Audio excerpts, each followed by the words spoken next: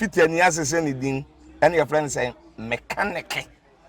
na prophet kumichacha ma sesa me YouTube no ba bia me hwe bia ma change afro and ma ba too much GH hwe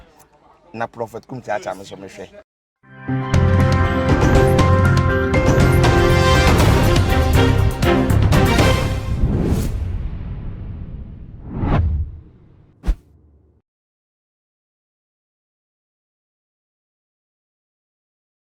Mema obibia akwaba eba too much HSO Muniaba efiasikapa ena motimini Gano wahala jumedie ena moni egusu amoshe na ebusiafo ene de yetimemufo a womo ewo eye northern region or ekra na sempotemu anidin ede eye kwawumu ene de ches wo mato ede ahye eye aposifo mienu eso abro wo mo se funframa prepra wo enye nyame adom ena eye reinforcement team ene patrol team fo achese wo mo bebe pie mu wo honum di wo mo afofie de ankasese de nkayente eye asem de nkombeto ananom ewo eye ensie edo na emrante wayi eye ginesi a wo mo esi ya na sem wo mo tu anamon se wo mo bo eye aposifo nyina eye sem krono bi eye den ekoso ewo empotamo ewo numa na chese eda eye tamalesi idifo animu a wo mo investigation ewo ehune no ena na ehu ebehia se omo be hwehwe eye abrante anidin ede eye Abdul Raham na wo no so ayeden aba eye sinum se wo mo suspect se wo no so no woni bibi efa eye stealing case na eda eye siadifo empanifo animu omo hwehwemu ewo hu eno nti wo mo sma eye posini anidin ede Lance Corporal Asudanu a ebiemu nso no eye ne yonko ka no ho enso ye Mozi Samuel se wo mo nko no mo nko hwehwe eye sa abrante no mo fa mo mebe piemu ewo eye Tamale police station honum na chese enhwehwemu no entimi enkoso na ne no kura ewo ensem no entimi enda edi na ne pepepe ye entimi embra eye mpotamo ehonum na eno na chese wo mo nso edi setie eye oyo se ayempeni first man ye de ene wo se yenso yentu anamom na yentimi nhwe se de be ya asundue ene kronosam ne de chese ekoso no etimi atwa ewo eye omo empotamo ehonum na eno na chese Lance Corporal eye atu danu ena Mozi Samuel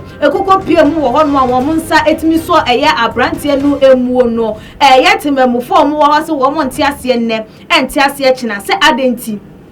ena wo se wo mo ebebefa eye abrante no eye Abdul Raham ede no ekọ ene nkontiba ene asekan ene ebo ne de keka ho ede wo mo eteye edigu aso eye aposifo yi eso ema eye atudanu a wo chese ono ne ye Lance Corporal yi de chese wonya dikat ewo ne moma so na ebiemu Modi Samuel enso so ede wonu de ekuro ne de wonya ne kase pa ewo na tikọ ene ebiemu nso so no eye ne moma eso na ni nyina emu no eye etu a wo mo de ko ye eye AK47 rifle a wo mo ede ko ye se wo mo ede ko akwache eye abrante no enkrofo no na timemfo no bu wo mo ewie ye no krampo no wo mo esan efa ede ko ye na emra eye reinforcement any patrol team fo kokko pie mu wo ho no ma chese wo mo etwitwa eje wo mo enkrofo no ede efri eye etutwafo yi ensam no na wo mo timi bo modern eche eye 25 suspects ene biemu nso omutimi retrieve eye wo mo AK47 na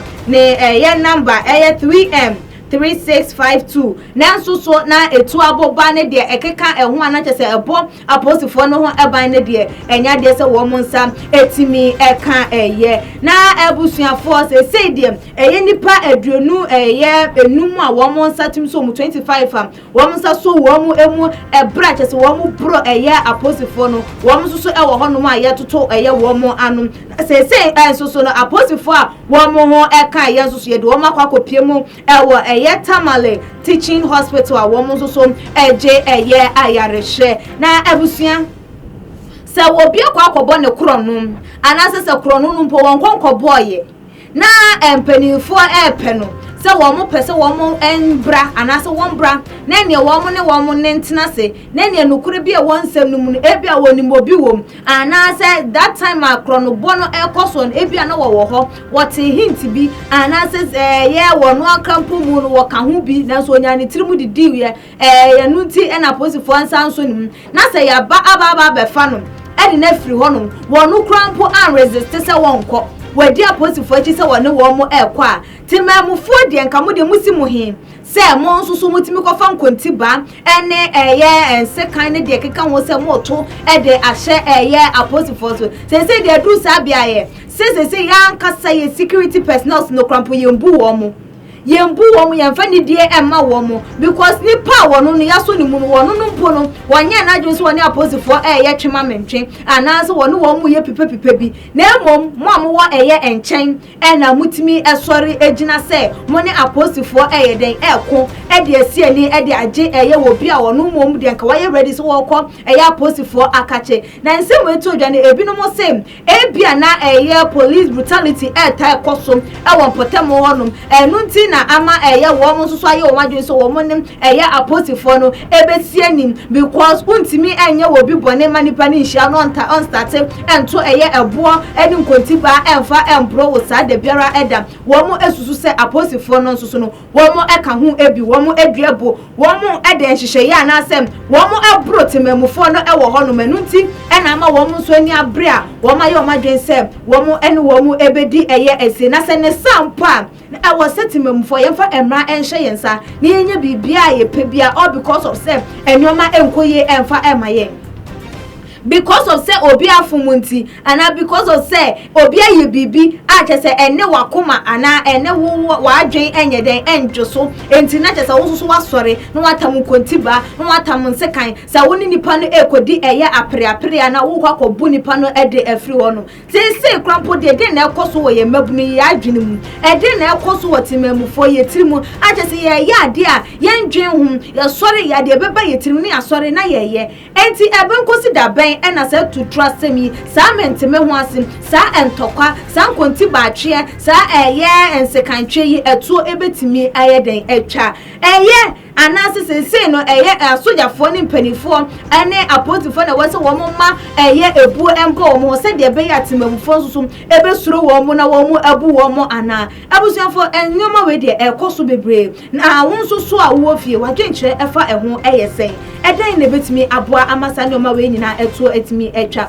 na hwan ene yemfa so bo na embo no ewo sa enyoma we nyina ekoso ewo yemayi emui fo wadwenkyere no ebre ewo Tuma GH your comment section like videos na share all the social media platform so wait me so follow yen your IG page and your Twitter page so Tuma GH _ and Facebook Facebook Tuma GH meeting at the Equity Kapa Makramo.